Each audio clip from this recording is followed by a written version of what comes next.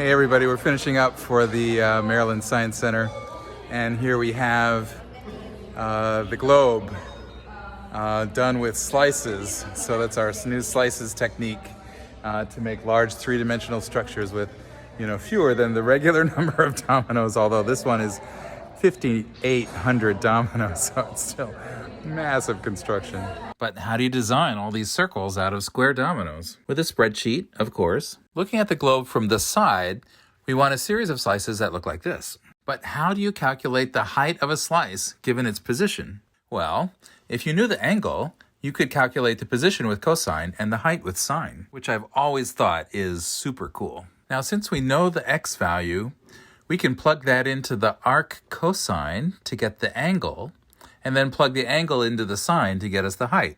And there you go.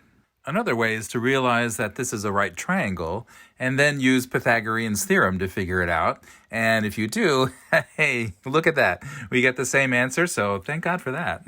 So now we can calculate the height and width of every slice, which is great. But now we need to figure out the inner circles. So we bring up Wikipedia and figure out the widths of the inner mantle, the outer core, and the inner core.